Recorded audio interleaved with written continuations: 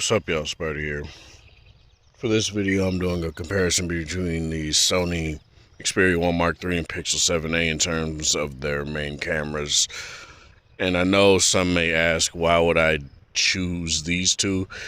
One, because I just got the 7a and I'm very interested to see the exact opposite of the extremes of the camera spectrum as to, say, a camera which you kind of have to learn to use a little bit more, in a camera that, is meant for the auto mode kind of person. And since I'm not really that kind of person, it's kind of interesting to see what I do and don't like about the Pixel compared to what a lot of tech reviewers tend to say, oh, it's just the best camera out there, or it's one of the best cameras out there. And so far, I don't agree. But, and you could say, oh, it's the 7a, it's not the 7 Pro. That realistically, let's be real, the processing is identical.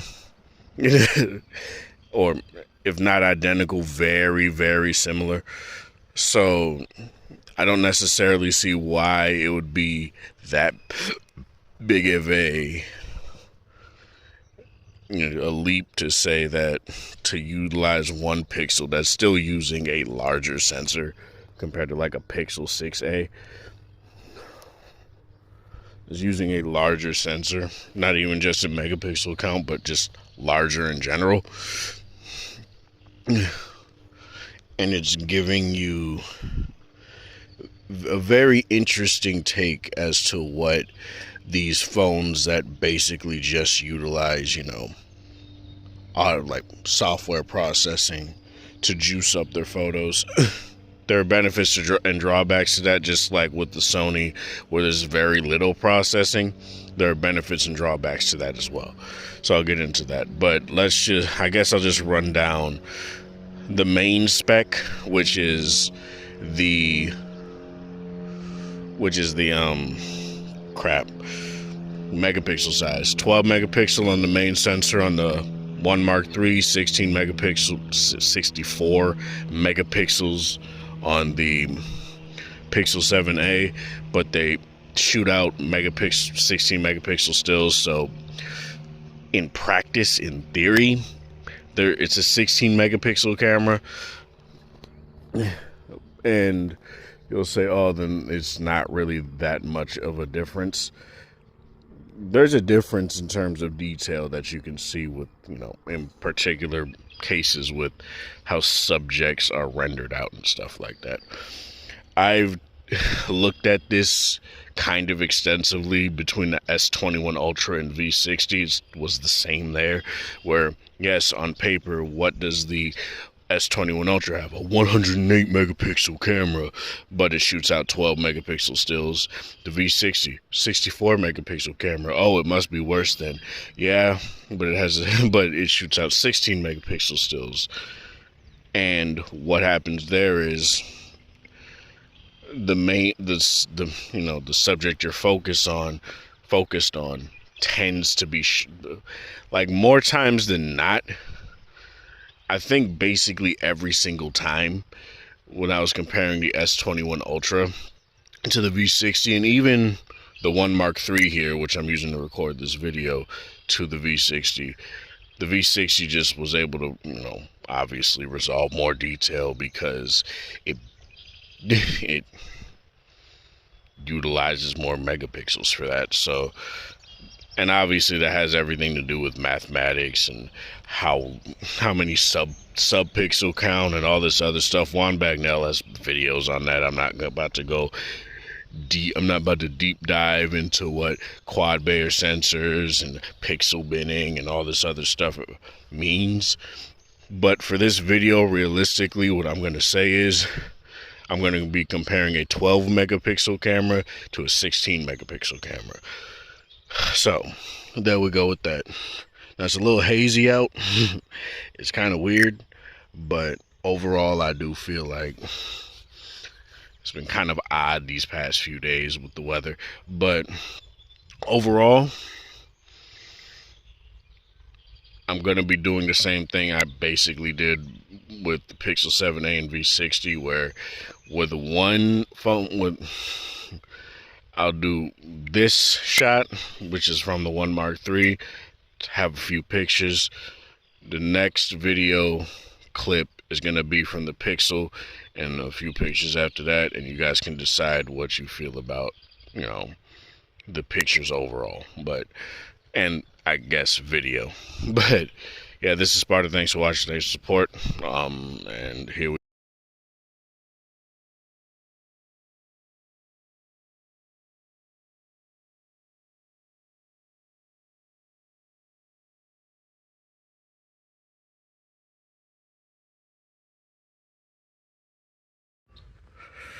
All right, so I'm on the Pixel now. So far, what I've been noticing is that the One Mark III, when it comes to smaller subjects, and you'll see this, and when I took a picture of this small yellow flower or whatever, the One Mark III couldn't really resolve any sort of detail out of it, and also so it looked kind of washed out and blurry, whereas the Pixel 7 did a far better job of getting any sort of detail out of that photo, and also did a very good job at keeping the color consistent. Because I feel like the problem with the One Mark III is that I can't really get too close, because then the focus distance on the One Mark III is a bit weird. You have to be pretty damn far away. And it kind of makes things a little bit, iffy in terms of getting a decent, not a decent shit, getting a good representation of what something can look like. And the amount that I, ended up zooming in on the sensor of the One Mark III, it just made more sense. It was far more practical to just go to the 70 millimeter part of the telephoto lens on the phone. Whereas on the Pixel, it just made more sense I did need to do that. I was just in the 2x zoom, and everything just looked fine.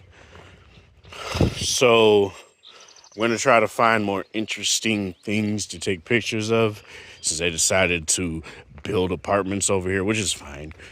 I think building more places to live out here is nice, especially due to my current situation. It would be nice to have more options out here. But yeah, overall, I feel like the Pixel is doing pretty damn good. And obviously, when you're comparing, a smaller sensor to a larger sensor, you will get those benefits. But I feel like in certain cases, the software grunt of, the Tensor G2 and, Google in general, they do a pretty good job at making sure that a picture will consistently come out good, to where you don't necessarily have to work that hard to get one. Now, there are drawbacks to that, and I will talk about there are drawbacks where, say, you're taking a picture in indoors, and obviously it's lit as it would be indoors. The Pixel will add a bit too much contrast to the situation, making images a little bit too dark and crushing detail in that regard. And to me, that sucks. But overall, I do feel like in a lot of cases, if you just want a good point and shoot experience, the Pixel is nice. For somebody like me that's been using phones where you had to work a little bit more to get more out of your shot, I wouldn't necessarily say that it's not satisfying to get good photos out of this phone, but obviously I like the work. So yeah, I'll try to find a little bit more interesting shots here to take pictures of. But yeah.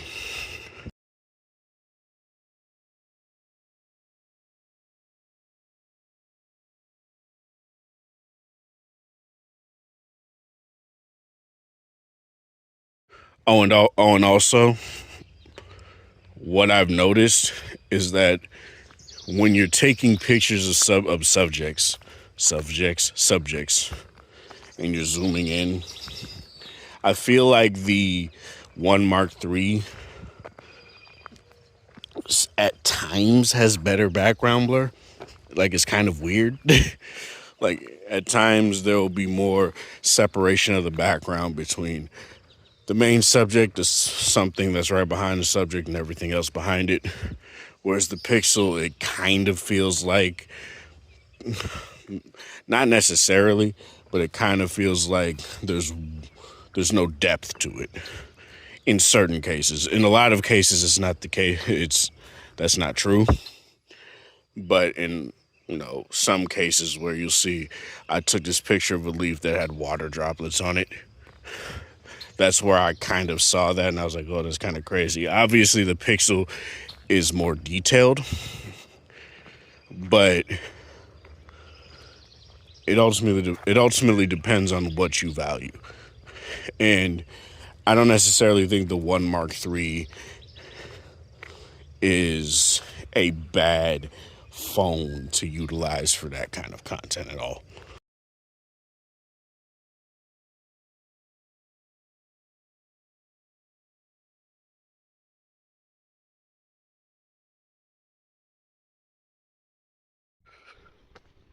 Okay, so one thing that I already want Google to do is add some sort of indicator that the shot is in focus, the subject is in focus, because there is really not an indicator at all. There's not like some like vibration pulse or anything. And while the Sony doesn't have that, what it does have is that when you're in focus, the box that where you tap to focus is, and you half press the shutter to focus, it turns green. So there needs to be something like that for the Pixel. It doesn't really make any sense, especially with how good these haptics are on the phone, that it doesn't have that. If that is a thing, let me know in the comment section below. But what I've noticed definitely is that it's faster to take photos on the One Mark III because of just how fast, the lack of processing, the lack of aggressive processing allows for that, right? Whereas on the Pixel, it takes pictures pretty quick. Like, you take a singular picture, it snaps it, it puts it in your photo gallery. But due to the fact that it has to cake on a lot of processing, it takes longer for you to actually see the end result of what Google wants to give you.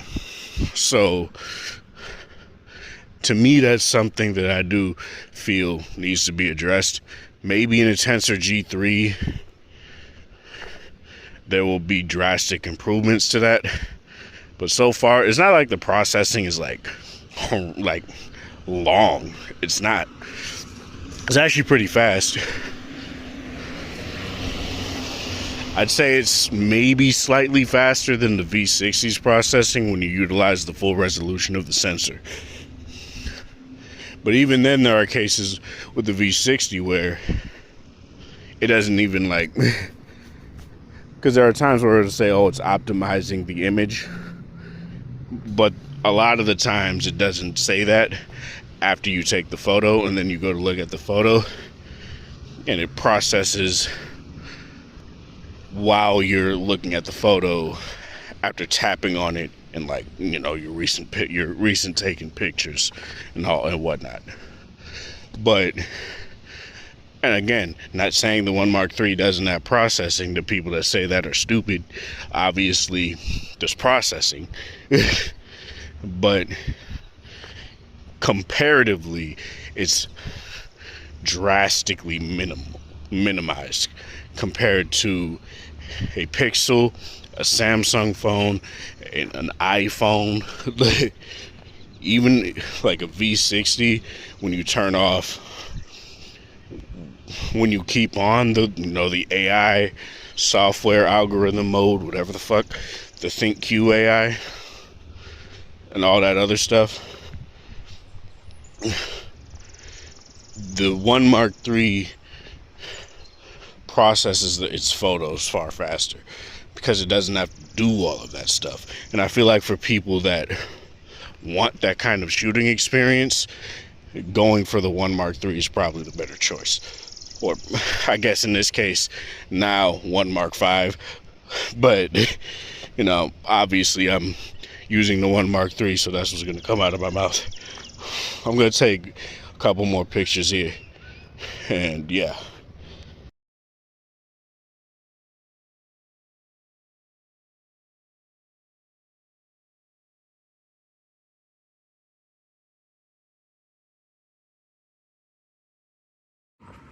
So what's my final verdict on this?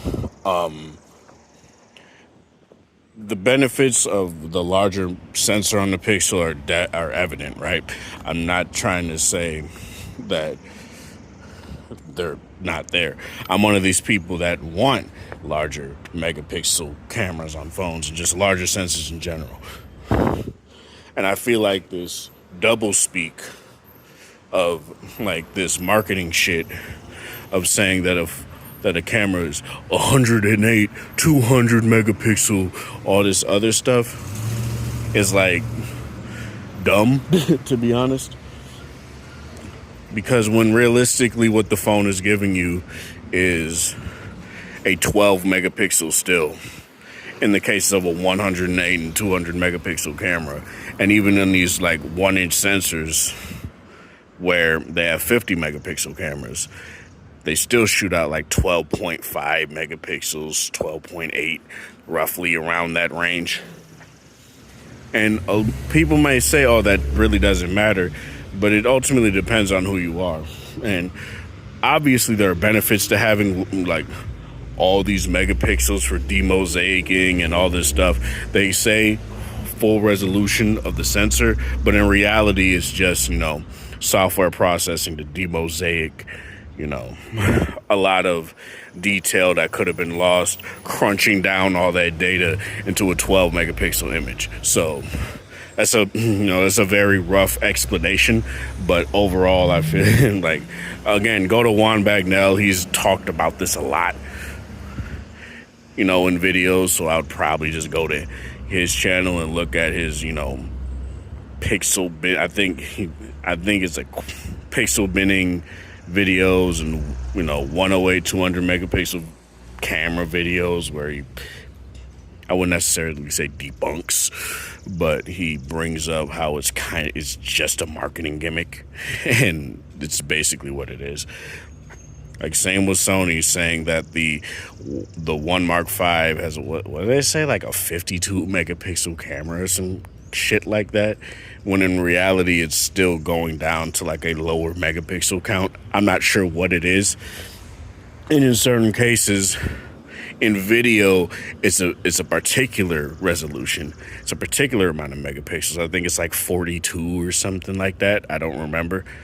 And for stills, it's another separate resolution. So it's kind of weird, but I guess it kind of makes sense with how Sony wants to. They want their video to be at, especially with how high bit rate their videos are, like 150 megabits. It's crazy. It makes sense. It makes sense how that works out in my head personally, but whatever.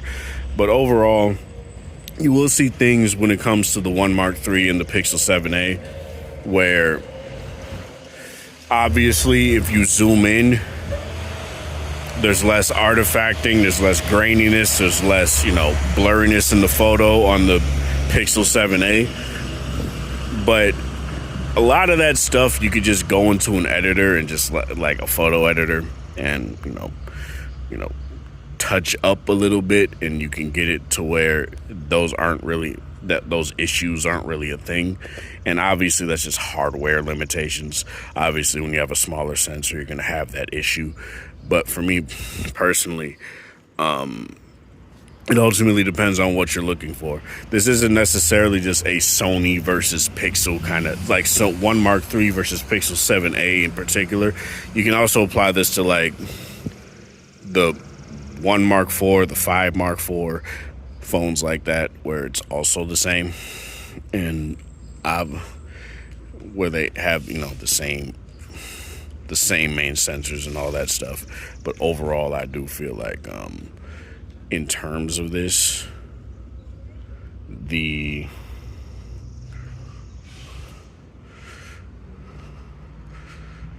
main thing that I take away from this is that you can't just, like, Google and Apple in particular, they both really need to juice up the processing to utilize these larger sensors. I think it's nice that Google is bringing a larger sensor to this price tier, whereas Apple is just sticking with the 12 megapixel camera that they've been using since like the 13 Pro Max, the 12 Pro Max, and then they brought it over to like the lesser phones. So it's kind of making it to where, their camera software is stagnant because it still has to work off of how their processing worked for 12 megapixel sensors. And even then,